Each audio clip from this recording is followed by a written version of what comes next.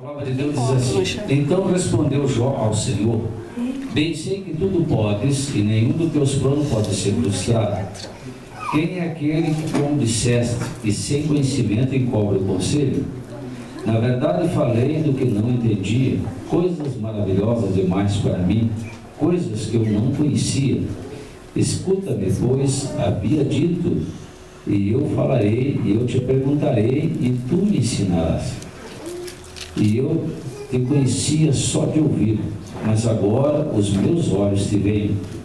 Por isso me abomino e me arrependo do pó e na cinza. Amém? Vamos orar ao Senhor. Pai querido, Deus Todo-Poderoso, nós te pedimos a tua direção, a tua unção sobre essa palavra dessa noite. Te peço, Pai querido, que o Senhor venha abrir o entendimento de cada um de nós, para que todos nós possamos compreender e entender aquilo que o Senhor quer transmitir a cada um de nós na noite de hoje. Eu te peço agora, eu te agradeço em nome de Jesus Cristo. Amém. Graças a Deus. Irmãos, podem sentar-se. Os versículos que nós lemos falam sobre uma confissão de Jó a Deus, depois de Deus falar umas 7 coisas com ele, né? Porque Jó não entendia até com Deus, né? Ele não pecou contra Deus, ele não pecou contra o Senhor, mas ele não entendia por que aconteceu aquilo com ele. Hoje de manhã nós falamos a respeito um pouco disso, de que Jó, ele temia acontecer o que aconteceu com ele. Então a fé de Jó era uma fé grande, uma fé, vamos dizer assim, poderosa, né? Forte na presença de Deus, mas não era tão forte não. Nesse ponto de ele ter medo de perder tudo aquilo que ele tinha.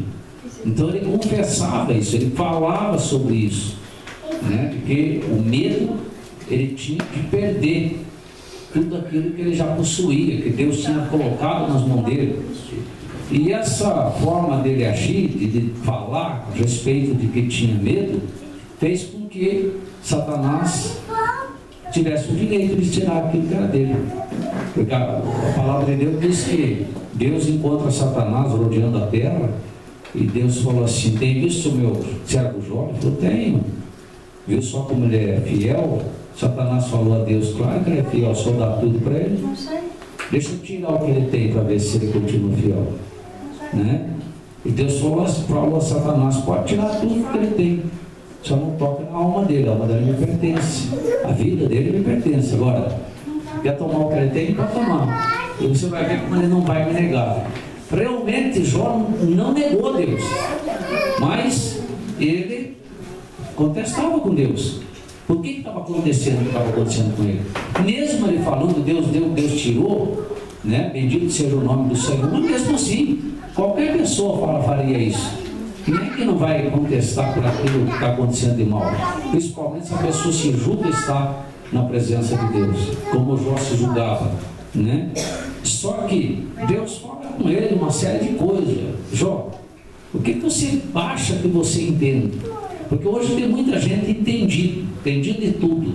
Hoje você fala das coisas de Deus, as pessoas dão, não é assim. Fala-se outra coisa sobre Deus, não, mas também não é assim. Não, mas a Bíblia diz isso, e não, mas a Bíblia diz, mas não é assim. Porque as pessoas querem muitas vezes serem mais sábios do que Deus, querem entender mais do que Deus. E Deus pergunta para Jó, se os irmãos quiserem ler do capítulo 38 em diante, vamos ver. Quando Deus pergunta para ele: você estava comigo no dia que eu fiz a terra? Né? Vou simplificar aqui, né? Você estava comigo no dia que eu fiz a terra? Não. Você sabe como é que eu fiz? Também não sabe. Sabe como é que eu estendi o cordel para fazer a medição da terra? Também não sabe. Sabe como, quando eu preparei as estrelas, né, nos céus, que ela louvava? Você sabe onde você estava nessa época? Também não sabe. Mas então você não sabe nada. Aqui tem uma série de coisas que Deus falou com ele. Uma série de coisas. E foi o suficiente para Jó cair em si. Porque Jó, talvez ele estava pensando assim: nossa, Deus, o Deus que eu sirvo, o Deus poderoso, o Deus que eu exalto, deixou eu ficar numa situação como essa. Talvez tenha passado na cabeça de Jó: por que Deus não me livrou? Como passou? Por que Deus não fez alguma coisa acontecer? Será que Ele não está podendo fazer? Então Deus fala. Existe algo que hoje, através de tudo aquilo que Deus faz ou permite acontecer na nossa vida, que haja uma permissão de Deus, tem um propósito de Deus atrás disso. E esse propósito vai ser cumprido através da vontade de Deus, nós querendo ou não. Nós querendo, permitindo ou não, vai acontecer. Se Deus separar você para algo, pode ter certeza, não tem como você fugir disso. Não tem. Eu lembro uma vez que eu preguei numa igreja japonesa, eu falei a respeito de Moisés, a pastora e o pastor japonês vieram falar comigo depois, falaram: pastor, no começo nós estávamos sem entender o que você estava falando. Nós estávamos vendo assim, parecia que estava saindo fora do contexto bíblico. Depois nós fomos entender o que Deus estava falando através de você. Porque quando eu falei a respeito de Moisés, Moisés tentou escapar da vontade de Deus de todo jeito. Moisés tentou pular fora.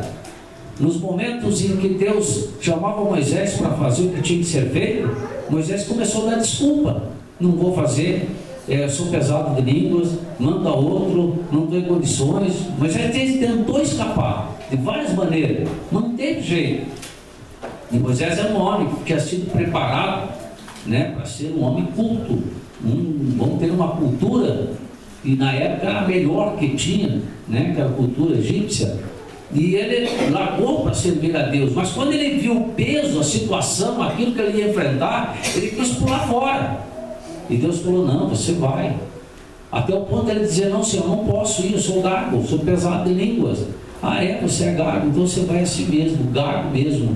E ele teve que ir. Porque quando Deus separa alguém para alguma coisa, para se fazer alguma coisa, irmão, aconteça o que acontecer, você pensa o que pensar, imagina o que você imaginar, vai acontecer. Deus vai fazer acontecer na tua vida, você querendo ou não. Eu tenho testemunho por mim mesmo, né? Eu desde criança conhecia Jesus, mas eu não esperava que um dia eu ia ser pastor, né? Até eu tinha uma esperança, né? Porque eu estava no mundo e um dia estava na igreja, sentado, servindo a Deus, né? Dizia: olha o mundo, vou para a igreja. Era inclusive até o sonho da minha mãe, né? Ver o pastor Ricardo hoje sentado num banco de igreja, mas não sendo pastor. E eu precisei passar por uma série de coisas para chegar onde eu cheguei. Hoje eu estou aqui pregando a palavra. Porque muitas vezes a gente pensa que conhece a Deus, como o João falou: eu te conheci apenas de ouvir falar, hoje eu te vejo pessoalmente. Então muitas vezes a gente pensa que conhece a Deus porque você ouviu falar que Deus faz, que Deus opera milagre, que Deus acontece uma série de coisas, mas você precisa ter realmente conhecimento do Deus vivo. E muitas das coisas que ocorrem, acontecem em nossas vidas hoje, é para que haja realmente um conhecimento, né, mais íntimo com Deus. Um dia os discípulos perguntaram ao Senhor: Senhor, quem foi que pecou para que esse homem nascesse cego? Os pais deles pecaram? Ou foi ele que pecou? E o Senhor falou: não, nem um nem outro. Essa enfermidade é para a glória de Deus. Houve necessidade daquele homem nascer cego para Deus curá-lo, então, e conhecer Jesus. A Lorena cantou um hino agora aí do Bartimeu, né? E não sei se os irmãos prestaram um pouquinho de atenção na letra aí. Bartimeu, ele queria ver Jesus, ele tinha ouvido falar de Jesus, ele só ouvia falar que Jesus curava, que Jesus libertava. Mas quando ele ouviu que Jesus estava por perto, ele gritou assim: hoje é a minha oportunidade, eu quero conhecer esse Jesus, eu quero ver de perto, eu quero poder, né, tocar nele, eu quero chegar nele, eu quero receber a minha cura. E o que aconteceu com o cego? Recebeu a cura, não recebeu? Depois ele pôde se apresentar ao Senhor daqui e estava teu servo, né? Bartimeu, vamos prestar atenção no sino, irmão. Parece que a Lorena hoje, né? Deus tocou no coração dela: separa esse filho, porque é uma verdade, viu? Às vezes acontecem coisas que nós não sabemos entender, não conseguimos entender, e muitos de nós acabam contestando, né? Discutindo com Deus. Mas, irmão, todas as coisas, existe um propósito de Deus, existe um propósito de Deus atrás de todas essas coisas. Os irmãos vejam Zaqueu, por exemplo. Zaqueu era um homem que não estava servindo ao Senhor. mas ele tinha vontade de conhecer o Senhor, ele queria ver Jesus bem pertinho. E diz a palavra de Deus que por ele ser pequeno de estatura, então ele subiu num pé de figueira brava, um pé de sicômoro, dependendo da tradução que você tem, e ele esperou ali para que quando Jesus passasse, ele pudesse ver Jesus bem de pertinho. Ele queria conhecer aquele Jesus, aquele homem que andava na terra curando, libertando, fazendo milagres, libertando pessoas. Então ele tinha um sentimento muito grande de conhecer Jesus, porque ele só conhecia Jesus de ouvir falar. Mas naquela oportunidade que ele teve, dizendo: agora eu vou ver Jesus, custe o que custar. E na hora ele pensou: mas eu sou pequenininho, a multidão é muito grande. Mas peraí, tem um pé de figueira, eu vou subir, vou esperar, Jesus vai passar por aqui, e eu vou esperar até o momento que Jesus passar. E o que aconteceu, irmão? Essa busca dele para conhecer Jesus, Jesus parou ali embaixo da figueira e falou: desce daí, porque hoje me convém pousar na tua casa. E o que aconteceu com ele? Houve salvação na vida dele, houve salvação na casa dele. O que aconteceu com os dois cegos que seguiam Jesus também, e viram Jesus curando aquela mulher do fluxo de sangue? Ouviram, né? Os milagres acontecer. Ouviram ali quando Jesus vai até a casa daquela menina morta, né?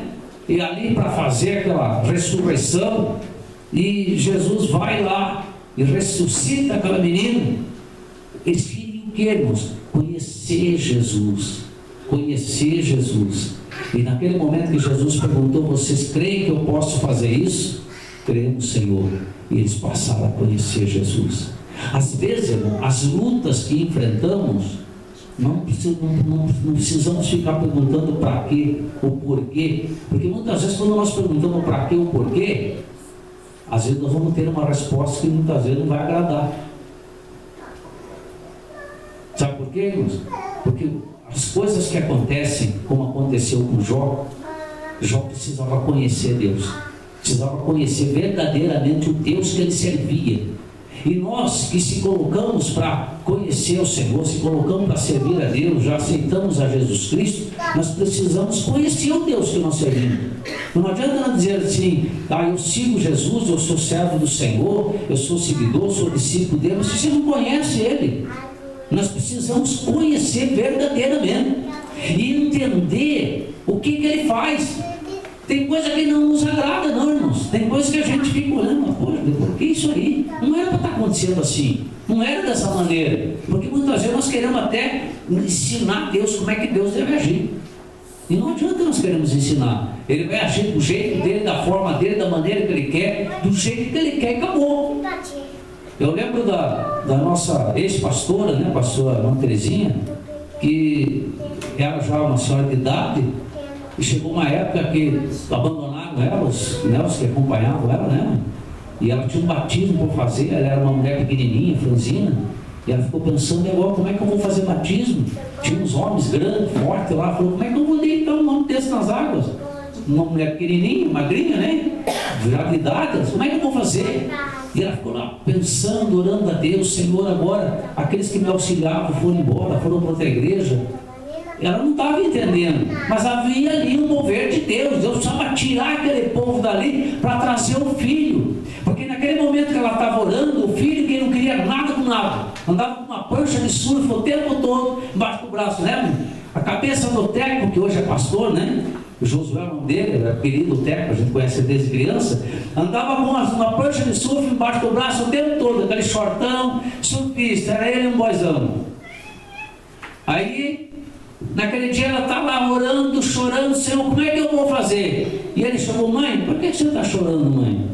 Filho, eu tenho que fazer um batismo, não sei como é que eu vou fazer. Mãe, eu vou lhe ajudar.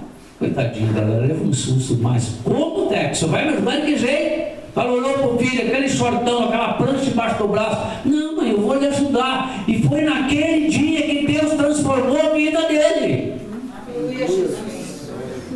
Hoje ele é um pastor de respeito, tem uma igreja grande lá nas Mercês. Deus transformou a vida dele. Não dava para entender naquela hora. Como é que a gente ia entender? Como é que as pessoas iriam entender que aquele menino que andava com aquela prancha, aquele shortão, já viu como é que é surfista, né? Aquele cabelo pintado, aquela coisa mais horrível do mundo. E de repente o homem virou um pastor. Ninguém consegue entender como é que Deus trabalha. Ninguém consegue entender como é que Deus age. Às vezes nós estamos olhando para as pessoas e dizendo assim: essa pessoa não tem mais jeito, não tem mais solução. Mas se você olhar para Jesus, Jesus está preparando a solução, Jesus está preparando a mudança daquela pessoa. Hoje de manhã eu falei aqui a respeito do meu pai. Quando eu fui chamado para atender meu pai tinha algumas horas de vida. E quando eu cheguei lá, o médico falou assim: olha, procure para falar com o teu pai, porque é pouquinho tempo que ele tem de vida, ele não passa de 2 horas. Eu entrei no quarto para falar com ele, meu pai não conhecia nem eu, nem meu irmão, não conhecia ninguém. E falaram para nós assim: olha, faz 15 dias que ele não come, 15 dias que ele não bebe, não se mexe na cama. E meu pai não era um homem pequeno, era um homem pesado, grande. Eu falei assim: então a partir de hoje ele vai começar a comer e beber. O médico riu da minha cara. O médico falou assim: aproveite e falar com ele quando vocês puderem, porque não tem mais do que 2 horas de vida. Eu olhei para o médico e falei assim: quinta-feira no máximo ele está em casa de alta. E o médico riu da minha cara. Naquele mesmo dia meu pai passou a comer, passou a beber água, café, suco. Na quinta-feira ele estava de alta em casa. E o médico até hoje não fala comigo, se esconde de mim na cidade, porque ele não teve coragem de me enfrentar. Deus tinha um propósito. Mas que propósito era esse? No dia que meu pai faleceu, 1 ano depois, comentei hoje aqui, tinha muita gente, meu pai era muito brincalhão, todo mundo queria bem ele, tinha muita gente naquele dia. E eu sentei em frente ao caixão, fiquei olhando para ele, falando com Deus, enquanto as pessoas falavam, conversavam, aquela coisa, aquele alvoroço todo de velório. E eu cheguei no outro dia, já cheguei no dia da hora do enterro, um pouquinho antes, estavam aguardando a gente chegar para fazer o enterro. E eu cheguei, sentei em frente ao caixão e perguntei: Deus, por que o Senhor não curou meu pai? Por que não curou ele? Ele já te aceitou. Ele desceu as águas, pediu perdão de todos os seus pecados, o Senhor não curou ele. E Deus falou assim, bem fundo no meu coração: se eu curasse teu pai, ele iria me servir? Ele iria continuar me servindo, cara? Eu calei minha boca e entendi que meu pai não era muito fácil, não. E se Deus tivesse curado, com certeza ele não iria continuar, como muitos não continuam. Mas depois dessa pergunta eu continuei olhando e perguntei novamente: Deus, tudo bem, talvez ele não ia mesmo, né? Conhecendo bem ele como a gente conhecia, ele talvez não ia mesmo me servir. Mas então por que o Senhor não levou ele antes? Por que o Senhor não levou ele numa hora assim mais rápida, para que ele não sofresse tanto, não sentisse tanta dor? E Deus falou comigo: foi a única maneira que eu tive para ele conversar comigo, para me conhecer. E eu fiquei quieto. Enquanto muitas pessoas naquela hora falavam, eu chorava por dentro, porque vi Deus falando comigo, dizendo: Ricardo, tem momentos que tem que acontecer para que as pessoas me conheçam. Há momentos que tem que acontecer certas coisas na vida da gente. Não é que eu quero dizer bem, precisa, não. Às vezes há necessidade de acontecer certas coisas, para que a gente possa conhecer a Deus. Porque hoje é fácil nós falarmos: eu sigo o Senhor, eu creio no Senhor. Hoje, palavra para sair da boca é que nem papel, aceita tudo, a boca aceita tudo como papel. Pega um papel, escreva o que você quiser, a caneta escreve, o papel recebe. Pense, e a boca fala, mas aqui dentro é outra coisa. Nós precisamos conhecer verdadeiramente a Deus, o Deus que nós estamos servindo, o Deus poderoso. Nós vemos que Jó servia a Deus, era um homem íntegro na presença de Deus, mas ele não conhecia o Senhor, porque se realmente ele conhecesse, ele não falava isso. E se realmente ele conhecesse, irmãos, ele ia entender que havia um propósito de Deus através de tudo aquilo. Nós precisamos entender: há um propósito de Deus através de todas as coisas. Há um propósito de Deus, e às vezes nós estamos pensando: mas eu estou perdendo. Não, se nós olharmos aqui, no versículo 10 em diante, diz assim: mudou o Senhor a sorte de Jó. Enquanto este orava pelos seus amigos, deu-lhe o dobro de tudo que antes possuía. Deus mudou completamente a vida de Jó. Deu a ele tudo em dobro, até o número de dias. Ele viveu 140 anos, rico, com posição. As filhas de Jó se tornaram filhas tão belas que não existia naquela região mulheres tão formosas como as filhas de Jó. Deus restituiu tudo. Então, irmãos, quando nós buscamos a conhecer a Deus, Deus está preparado para restituir tudo que talvez você imaginou que perdeu.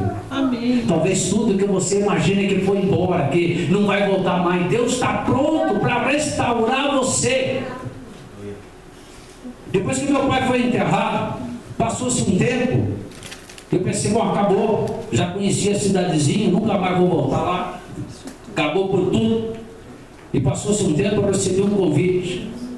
Veio fazer uma campanha na Igreja do Evangelho Quadrangular e eu fui. Eu fiz uma campanha, nessa época havia ali a Igreja do Evangelho Quadrangular, Assembleias, que mais uma igreja só na cidade. Eu não me falho a memória.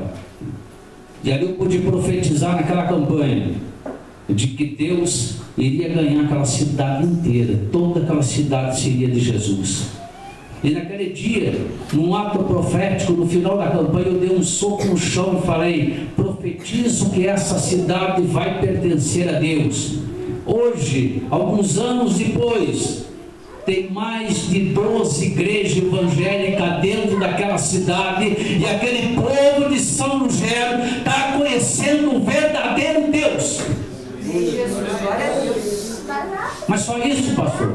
Não. Depois da morte do meu pai, eu pude abrir uma igreja lá. Temos uma igreja nessa cidade lá. Estamos em luta, estamos lutando para alcançar os objetivos, estamos. Mas a igreja está lá e nós estamos ganhando almas. E Deus está usando a Igreja da Revelação lá para ganhar almas naquele lugar. Então havia um propósito naquilo que Deus fez. Havia um propósito.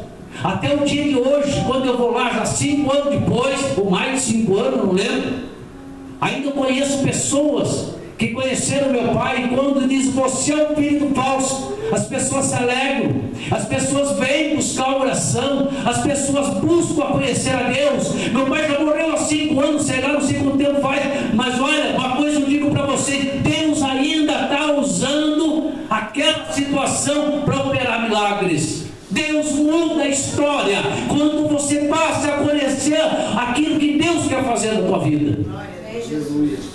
Deus tem propósito na vida de todos que aqui estão. Deus tem propósito na vida de todos vocês que aqui estão, irmãos. Às vezes fica pensando: pastor, mas eu estou enfrentando isso, enfrentando aquilo, parece que essa situação não vai acabar nunca. Vai sim, irmão. Vai sim, pode ter certeza.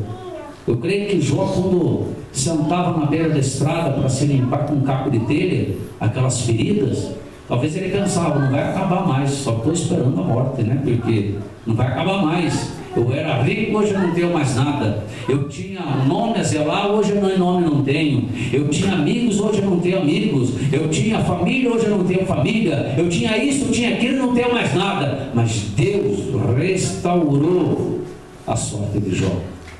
Mudou a vida de Jó por completo. Irmãos, Deus vai mudar a tua história. Amém. Deus quer mudar o teu trajeto de vida. Pastor, mas a minha luta está difícil. Será que é mais difícil do que a luta de Jó? Ninguém suportaria passar o que Jó suportou. Não pense que é fácil. Bonito ler a história. Ler a história de Jó, você se comove. Nossa, que história maravilhosa. Entra no pelo dele para ver. Quem é que consegue? Deus vai restaurar a tua vida. Amém. Deus vai restaurar a tua história. Louvado seja. Vai mudar por completo. Por isso que a palavra de Deus de Jó falou assim: Senhor, eu te conhecia só de ouvir falar. Nós precisamos chegar mais perto de Deus. É o Deus que nós servimos, o Deus que você serve. O cego queria conhecer Jesus, né? E ele conheceu o cego Bartimeu. Os outros 2 cegos também queriam conhecer Jesus. Conheceram Jesus. Quantos Quantos que queriam ter esse encontro com Jesus, tiveram esse encontro com Jesus. Nós precisamos buscar esse encontro verdadeiro. Senhor, eu preciso ter esse encontro contigo.